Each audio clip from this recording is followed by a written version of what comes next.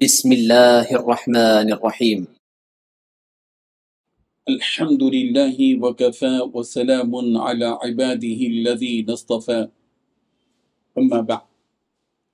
حاضرین و ناظرین، یہ درس نمبر 2299 ہے اور آج سورۃ التکویر کی 7 آیتوں کی تلاوت اور تشریح کی جائے گی۔ آیت نمبر 15 تا 21، 15 to 21۔ اعوذ باللہ من الشیطان الرجیم، بسم اللہ الرحمن الرحیم۔ فلا اقسم بالخنس الجوار الكنس واللیل اذا عسعس والصبح اذا تنفس إنه لقول رسول كريم ذي قوة عند ذي العرش مكين مطاع ثم أمين صدق الله العظيم۔ لفظی ترجمہ یوں ہے، فلا اقسم، چنانچہ میں قسم کھاتا ہوں، بالخنس، پیچھے ہٹنے والی، الجوار، چلنے والے، الکنس، چھپ جانے والے کی، واللیل، اور رات کی، اذا، جب، عسعس، وہ چلی جاتی ہے، والصبح، اور صبح کی، اذا تنفس، جب وہ روشن ہوتی ہے، انہو، بلا شبہ یہ، لقول، البتہ قول ہے، رسول کریم، رسول کریم کا، ذی قوت، قوت والا ہے، عند ذی العرش، عرش والے کے نزدیک، مکین، بلند مرتبہ ہے، مطاع، اطاعت کیا جاتا ہے، ثم امین، وہاں امین بھی ہے۔ ترجمہ یوں ہے، اب میں قسم کھاتا ہوں ان ستاروں کی جو پیچھے کی اور جو چلتے چلتے دبک جاتے ہیں۔ اب میں قسم کھاتا ہوں ان ستاروں کی جو پیچھے کی طرف چلنے لگتے ہیں، جو چلتے چلتے دبک جاتے ہیں، اور قسم کھاتا ہوں رات کی جب وہ رخصت ہو، اور صبح کی جب وہ سانس لے۔ یہ یقینی طور پر ایک معزز فرشتے کا لایا ہوا کلام ہے جو قوت والا ہے، جس کا عرش والے کے پاس بڑا رتبہ ہے، وہاں اس کی بات مانی جاتی ہے، وہ امانت دار ہے۔ ان 7 آیتوں میں 5 باتیں بیان کی گئی ہیں۔ پہلی بات، اب میں قسم کھاتا ہوں ان ستاروں کی جو پیچھے کی طرف چلنے لگتے ہیں کہ چلتے چلتے دبک جاتے ہیں۔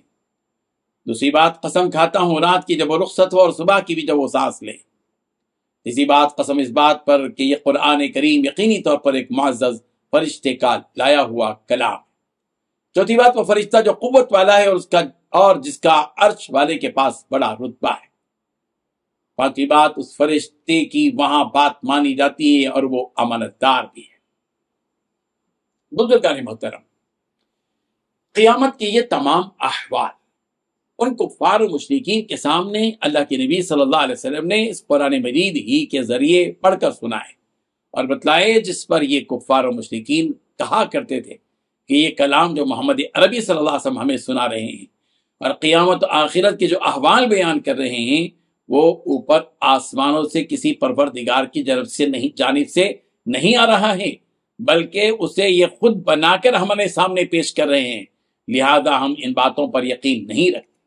ان کے اسی وہم و گمان کو غلط ثابت کرنے کے لیے اللہ تعالیٰ یہاں قرآن مجید کے نزول اور اس کی حقیقت سے انہیں آگاہ کر رہے ہیں کہ میں قسم کھاتا ہوں ان ستاروں کی جو پیچھے کی طرف چلنے لگتے ہیں اور پھر چلتے چلتے غائب ہو جاتے ہیں۔ یہاں اس آیت میں بالخنس الجوار الکنس کی مراد میں علماء کا اختلاف، لیکن مشہور قول یہ ہے کہ اس سے مراد ستارے ہیں جن کی تعیین سے متعلق مفسرین نے کہا کہ وہ مشہور 5 ستارے ہیں: زحل، مشتری، عطارد، مریخ اور زہرہ۔ اس کے بعد اللہ تبارک و تعالیٰ نے دن اور رات کی قسم کھاتے ہوئے فرمایا کہ قسم کھاتا ہوں رات کی جب وہ رخصت ہو اور دن کی جب وہ سانس لے، یعنی جب رات دن کے اجالے سے رخصت ہو کر تاریکی میں تبدیل ہو جائے، اس کی قسم، اور پھر جب دن رات کو پیچھے چھوڑ کر اپنی روشنی پھیلانے لگے، اس کی بھی قسم۔ جس بات کے لیے قسم کھائی جا رہی ہے اسے بیان کیا گیا کہ قسم اس بات پر کہ جو کلام تمہیں محمد عربی صلی اللہ علیہ وسلم سنا رہے ہیں وہ ہماری طرف سے ایک معزز فرشتے کا لایا ہوا کلام ہے، اور جس نے ہماری بات کو عرض سے ہمارے پیغمبر تک پہنچایا ہے۔ یہ فرشتہ جس نے ہمارا پیغام اور کلام پہنچایا ہے کوئی معمولی نہیں، بلکہ بہت ہی قوت والا فرشتہ ہے کہ اس کا کوئی مقابلہ نہیں کر سکتا۔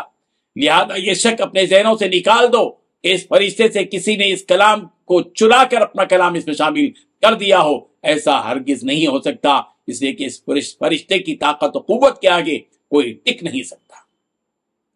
اس کے علاوہ اس فرشتے کا مقام و مرتبہ اس عرش والے رب کے پاس بہت بلند و بالا ہے کہ ان کی رسائی خاص عرش تک ہے، کہ جس سے اس بات کی بھی کوئی گنجائش ہی نہیں رہتی کہ اس فرشتے نے اس پروردگار سے اس کلام کو راس لیا ہو یا نہ لیا ہو۔ اس کے علاوہ وہ فرشتہ جس کے سپرد اللہ تعالیٰ نے یہ کام کیا ہے، وہ سارے فرشتوں میں بھی ایک مقام و مرتبہ رکھتا ہے کہ ہر کوئی اس کی بات کو مانتا ہے، اس لیے کہ ان سارے فرشتوں کو یہ معلوم ہے کہ یہ وہی کہتے ہیں جو ان کے پروردگار نے ان سے کہا ہے، لہذا ان کا کہنا گویا کہ اللہ تعالیٰ کا پیغام ہے۔ اور یہ فرشتہ جس نے ہمارا کلام ہمارے پیغمبر تک پہنچایا ہے وہ بہت ہی امانت دار ہے کہ وہ اپنے رب کے پیغام پہنچانے میں کسی قسم کی کوئی خیانت نہیں کرتے۔ لہذا جب ایک ایسا عظیم فرشتہ ہمارے پیغمبر تک ہمارا کلام راست پہنچا رہا ہے اور وہی کلام ہمارے پیغمبر تم تک پہنچا رہے ہیں تو تم ان کی باتیں کیوں نہیں مانتے؟ اور جب یہ پیغمبر ہمارا یہ کلام تمہارے سامنے پڑھ کر سناتے ہیں تو تم کیوں انہیں مجنون، جادوگر اور دوسرے القاب سے پکارتے ہو؟ خیر، اس پیغمبر کا کام ہے ہمارا حکم اور کلام تم تک پہنچانا، بس وہ اپنا کام کر رہے ہیں اور پیغام پہنچا رہے ہیں۔ اب تم اسے تسلیم کرو یا نہ کرو یہ تمہارا اپنا معاملہ ہے۔ تسلیم کرو گے تو جنت تمہارا استقبال کرے گی، انکار کرو گے تو دوزخ کی سزا کے لیے تیار ہو۔ اللہ تبارک و تعالی ہم سب کو ان آیات کو سمجھنے کی توفیق عطا فرمائے۔ آمین وآخر دعوانا الحمدللہ رب العالمین۔ ڈیلی درس قرآن کو سبسکرائب کیجئے، اپنے تاثرات اور مشورے ارسال کیجئے اور اپنے متعلقین کا گروپ بنا کر انہیں روزانہ درس قرآن بھیجئے اور اجر و ثواب پائیے۔ جزاکم اللہ خیر۔